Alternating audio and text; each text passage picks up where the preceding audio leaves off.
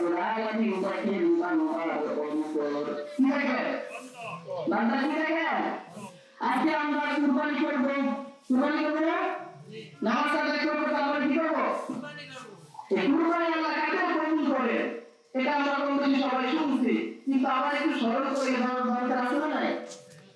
আল্লাহ রাব্বুল আলামিন মুত্তাকিদের কুরবানি কবুল করেন। আল্লাহ তাআলা পবিত্র কুরআনুল কারীমে বলেন, ওয়াতলু আলাইহিম নাবাআ বনি আদম বিল হক। আল্লাহ রাব্বুল আলামিন বলেন, হে নবী, আপনি তাদেরকে জানায়া দেন যথাযথভাবে আদমের দুই পুত্র হাবিল এবং কাবিলের ঘটনা আপনি তাদেরকে যথাযথভাবে জানায়া দেন।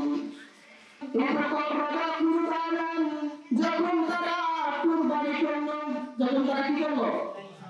আদমের দুই পুত্র হাবিল এবং কাবিল যখন তারা কুরবানি করলো, ফাতাকাব্বালা মিন আহাদিহিমা, আল্লাহ রাব্বুল আলামিন বলেন তাদের দুইজনের একজনের কুরবানি হাবিলের কুরবানি আল্লাহ তাআলা কবুল করেন।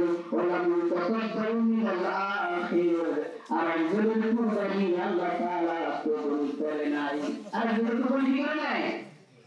কবুল করে নাই।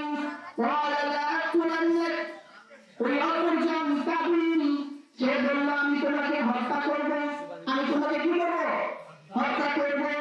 এরপরে হাবিল বলেন, ক্বালা ইন্নামা ইয়াতাকাব্বালুল্লাহু মিনাল মুত্তাকিন, আল্লাহ তাআলা মুত্তাকিদের কুরবানি কবুল করে থাকে। কাদের কুরবানি কবুল করে? সম্মানিত হাজিরিন, আল্লাহ তাআলা আপনার চেহারা সুরতের দিকে তাকান না, আল্লাহ তাআলা আপনার অন্তরের দিকে তাকান। আল্লাহ রাসূল সাল্লাল্লাহু আলাইহি ওয়াসাল্লাম বলেছেন,